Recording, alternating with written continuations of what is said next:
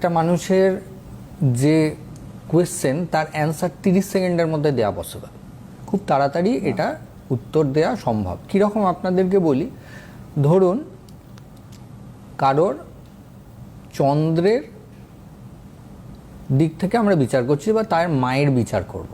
তো আমরা ট্র্যাডিশনাল অ্যাস্ট্রোলজির ক্ষেত্রে কি করব? ট্র্যাডিশনাল অ্যাস্ট্রোলজির ক্ষেত্রে আমরা দেখব যে চতুর্থ ভাবের অধিপতি কোথায় গিয়ে অবস্থান করছে, চতুর্থ ভাবে কোন গ্রহ অবস্থান করছে এবং চন্দ্র কি অবস্থায় রয়েছে, 3টে পয়েন্ট আমাদের বিচার করতে হবে। কিন্তু বিএনএনে খুব সাধারণভাবে বিচার, চন্দ্রের কারক গ্রহকে, মায়ের কারক গ্রহকে চন্দ্র।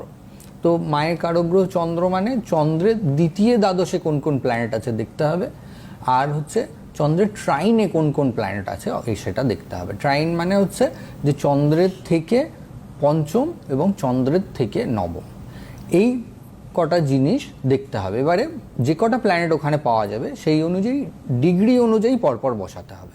সবচেয়ে কম ডিগ্রি সবার প্রথমে, তারপরে হচ্ছে সেকেন্ড লোয়েস্ট ডিগ্রি, তারপরে এইভাবে হায়েস্ট ডিগ্রিতে চলে যাবে। এবারে যদি দেখা যায় যে চন্দ্রের ডিগ্রির পরেই স্যাটার্ন রয়েছে, তাহলে জানবেন যে উক্ত জাতক বা জাতিকার জন্ম হওয়ার পরে মায়ের কর্মপ্রাপ্তি ঘটেছিল বা কর্মে ব্যস্ততা বৃদ্ধি পেয়েছিল।